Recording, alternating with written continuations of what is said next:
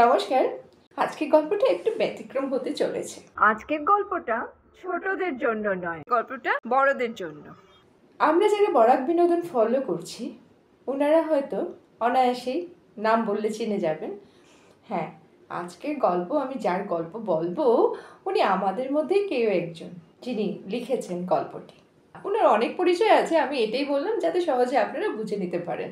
উনি হলেন আর কেউ নন উনি না থাক, এখন আর বলছি না, আগে গল্পটা বলে নি, তারপরে বলছি। উনি লিখেছেন ফেলে আসা দিন নামের গল্পের টাইটেলটাই আমার দারুণ লেগেছে, ফেলে আসা দিন। তাহলে শুরু করা যাক। ফেলে আসা দিন বলতেই আমার সেই কলেজের কথাটা খুব মনে পড়ে।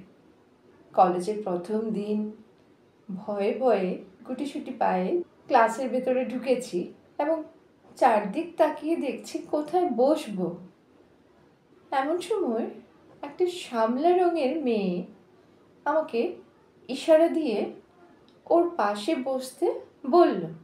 আমিও গিয়ে বসে পড়লাম। তারপর দু একটা কথা বলার পরে জানতে পারলাম ওর নাম মধুমিতা। আমাদের খুব ভালো বন্ধুত্ব হয়েছিল এবং ধীরে ধীরে আমাদের বন্ধুদের এবং বিরাট বড় একটা গ্রুপ হয়ে গেছিল। সেই গ্রুপের মধ্যে মধু ছিল, বাট মধু যেন কেমন একটা উদাস উদাস ভাব নিয়ে থাকতো, মনমরা হয়ে থাকতো। জিজ্ঞেস করলে হেসে কিছু বলতো না, শুধু হাসতে, বলে না কিছু না, এরকম কিছু একটা বলে। সে যাই হোক, দিন চলছে এভাবেই। তারপর সরস্বতী পূজা এসে উপস্থিত হলো। পুজোর আগের দিন খুব এক্সাইটেড আমরা সবাই ঠিক করেছি যে আমরা পরের দিন সরস্বতী পূজায় শাড়ি পরে কলেজে আসবো। হঠাৎ আমার মধুর দিকে চোখ পড়ায়, মধুকে বললাম, কি রে, তুই শাড়ি পরে আসবি তো? ওকে জিজ্ঞেস করার আবার আরেকটা কারণ ছিল। ওকে আজ পর্যন্ত আমি চুড়িদার ছাড়া শাড়ি পরে কোনোদিন দেখিনি। মধু শান্তভাবে মৃদু হেসে ঘাড়টি নেড়ে বলল, হ্যাঁ। তারপর যে যার বাড়ি চলে গেলাম। পরের দিন আমি খুব তাড়াতাড়ি করে উঠে খুব এক্সাইটেড শাড়ি টাড়ি পরে যত তাড়াতাড়ি পারা যায় কলেজে চলে এলাম।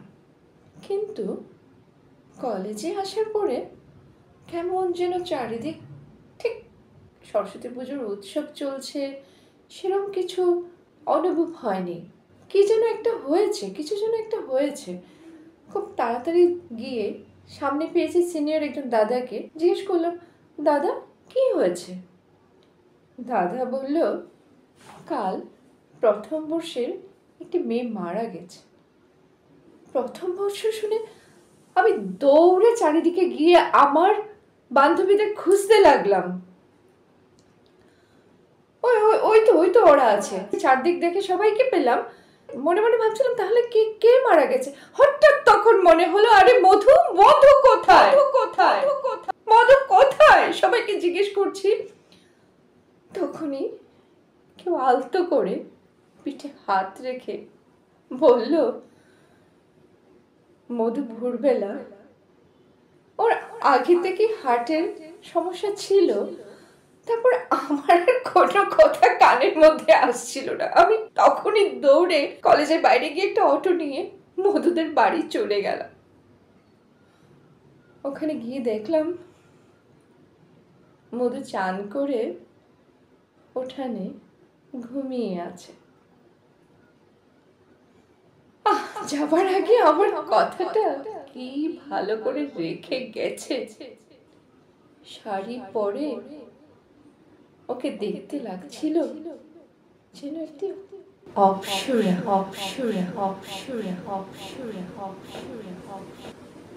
বরাক বিনোদনের রান্নাঘরের মাস্টার শেফ আমাদের বিনোতা সিনহার লেখা ফেলে আসা দিন গল্পটি এখানে শেষ হলো। এই গল্পটা বলতে বলতে আমার একটা কথা মনে হলো, তো কথাটা আপনাদের সাথে তাড়াতাড়ি শেয়ার করে ফেলি। অনেকেই আছেন যে গল্প কবিতা লিখে থাকেন, যারা তাদের যদি মনে হয় যে বরাক বিনোদনের সাথে ওনাদের গল্পগুলো শেয়ার করে নেবেন, তাহলে অবশ্যই আমাদের সাথে যোগাযোগ করে আপনাদের লেখাগুলো পাঠাবেন। আমরা এইভাবে দর্শকদের সামনে তুলে ধরব। ধন্যবাদ।